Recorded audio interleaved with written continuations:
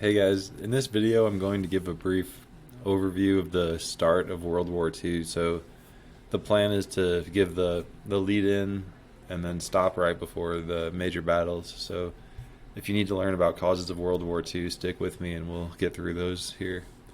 So the long-term causes of World War II, they're really the one that lasted for 20 years, was the Treaty of Versailles. This treaty after World War One, and it was mostly a punishment for Germany. If you've studied World War One, you know that Germany was the aggressor in the war, and they were also the loser in the war. So they started most of the fighting and they lost. And because of that, the countries who won and still had power, they put some heavy punishment known as reparations on Germany. This led to the second major cause, which was economic problems. During the 1930s, the whole world was going through major slowdowns economically, which led to, especially for Germany, difficulty paying back their debt. And in order to pay back their debt, they needed to print a lot more money. Printing the money caused long-term effects that we're going to cover in a later slide, but that was the second major cause. Third major cause, the rise of dictators. You have Adolf Hitler, Benito Mussolini, Emperor Hirohito of Japan. You have these three major leaders who take dictatorial power, which means they no longer have control by the people in Germany. Japan never, up to this point, never really had a government by the people, for the people. And Italy was also used to monarchies. So these three countries all are led by a powerful, strong man. And we can throw Stalin in the mix too, even though his side didn't start the war. Stalin was also a dictator at this time. And then our fourth cause is alliances. The difference between a regular war and a world war is that a world war has multiple groups fighting and not just one-on-one. So the alliances in this war are going to be Hitler of Germany, Mussolini of Italy, and Hirohito of Japan versus the United States, Great Britain, France, Russia, and a few of the North African countries. Here's our timeline. By the end of this video, we're going to get to 1941. So the Treaty of Versailles, why was it such a major cause of the war? It caused Germany to accept responsibility for starting World War One. If you're someone like Hitler, you're not going to like accountability and responsibility, and you're going to fight back against that. So that's one of the reasons that they had to take responsibility of World War One and also reduce their military and pay back the damages they caused. They had to give up the land that they had taken and also limit their future military sizes. Germany's not going to like that. Second cause, economic problems. A lot of joblessness, people that don't have enough means to feed themselves worldwide. So even in America, we had our Great Depression, and that's just going to put a premium on any money. Like if you have a little bit of money, you can pay a lot. You can buy a lot in America. But in Germany, it's the opposite. They crank up the printing presses to pay their reparations. Hitler blames the Jews at this time. This is the first real time where Hitler is saying it's the Jews' fault and we need to punish the Jews or take money from the Jews. He blames the Jews for causing the Treaty of Versailles, even though he doesn't have any evidence for it. And he blames the hyperinflation on the rich Jewish banks and the Jewish race as a whole. Here's an image, or three images, that show how much money was being printed. Little kids are using it as building blocks. People are sweeping the money off the streets in the first picture because it's just everywhere. You hear the famous example of wheelbarrows being used to buy a loaf of bread. And so the Germans are desperate for a leader that can solve their problems. And that's where this man on the right comes in. When things are going well for a country, this is just a general thing. This isn't just Germany, but when things are going well, democracy seems to be a really good solution because everybody gets a voice. We're all equal. We're all holding hands and singing kumbaya, whatever. Democracy's perfect for these times. But when times are extremely bad, people start looking for dramatic solutions. And democracy, since it takes so long to vote and have elections and all that, it becomes less appealing than dictatorship. So think about, like, people always ask, how could we ever have a leader like Hitler come to power? People were desperate. They were starving, and he talked a good game, and so people are more likely to listen to that charismatic, loud, vocal leader when times are really bad. When times are good, they'd rather have a voice, and they'd rather let everyone speak and vote.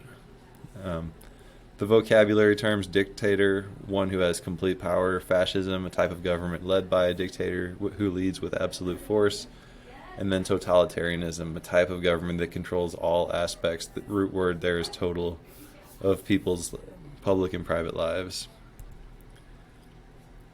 So, as I mentioned earlier, after World War I, support for democracy begins to fall apart. People want quick and easy solutions. They don't want to vote and hope that things get better over a period of several years. They want it right now. They want that leader that'll make strong decisions and make them quickly and put their country first above other countries. So here's the leaders that we mentioned before. Here's the alliances we mentioned before. And here's the short-term causes. So Hitler himself didn't cause World War II right away. The policies that he put into place over time eventually were the main cause, but at first he was sort of behind the scenes in Germany. So his main goals, he wanted to make Germany powerful again. He was tired of seeing other countries having money and having nice amenities and bossing Germany around and telling them what to do with their military. So he wanted to make them powerful again and get rid of the Treaty of Versailles restrictions on his military. He wanted to eliminate Jewish people from Europe. He blamed them for most of Germany's problems and used them as a scapegoat for what was happening, and said that everything would be better again if we could just get rid of that group of people. And then he wanted to establish the Third Reich. So he wanted Germany to be a 1,000-year empire that was run by Aryans, aka white Germans, that were not disabled and not homosexual and not gypsies. So he had like a certain archetype of human that he wanted to see in power, and then remove the rest that were not that group.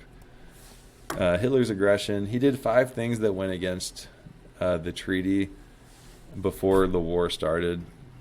And Britain and France saw this happening. They bordered Germany on the west and southwest, and so they did a policy called appeasement. They were like, okay, well, he's only doing a few things that are against the treaty, but we still have X, Y, and Z. So they used a strategy of appeasement, similar to the picture in the bottom left, the kid in the candy store. Like, the mom's like, hey, if you just shut up for 5 minutes, I'll give you some candy. Or if you stop crying, I'll give you some candy.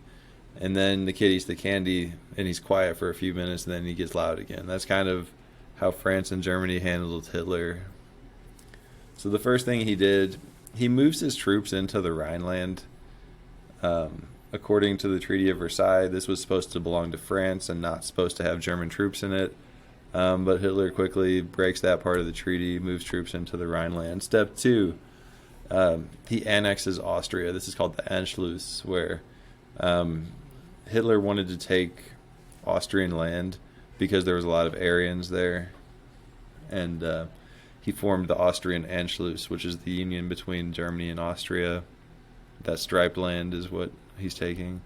Third thing, he wants the Sudetenland. This is a part of Czechoslovakia, but there was German citizens there, or people that were German that lived there.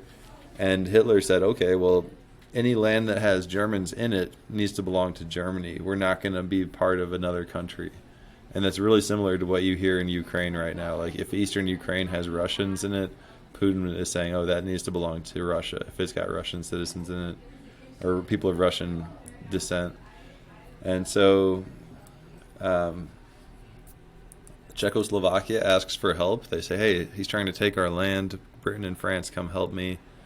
They have the Munich conference where people meet with Hitler, and they end up giving in. They use that A word, appeasement, again, where they said Hitler could have the Sudetenland if he promises not to take anything else. Okay, you can have the one piece of candy as long as you stop crying. Hitler promised, but knowing what we know now, obviously he wasn't a good person to make promises with, because he's not going to hold up his end of the bargain. And the famous mistaken words of Chamberlain from Britain, he says, we'll finally have peace in our time, end quote.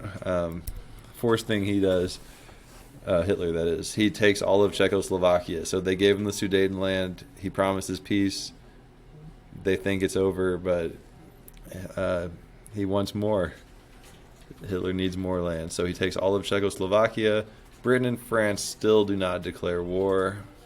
And then finally, the fifth thing he did, invasion of Poland, September 1939. Hitler invades Poland because part of this land used to be Germany. He doesn't think Britain and France will do anything. They end up declaring war on him in 1939, and September 3rd, 1939, World War II officially begins. So that's your video on the causes of World War II. Hopefully this gives you the context to understand why the war happened and who the players are. You notice the U.S. and Russia are not involved at this time. U.S. has a neutrality act where we will not fight, and Russia has a non-aggression pact with Germany at this time, where Germany and Russia both agreed, hey, I don't attack you if you don't attack me. We'll both do what we want to other countries, but we'll be friends when it comes to our relationship. So you have those two major players, the U.S. and Russia, still aren't involved yet. But that's it for this video. I hope it helps you guys, and I will see you in the next one. Thank you. Have a nice day.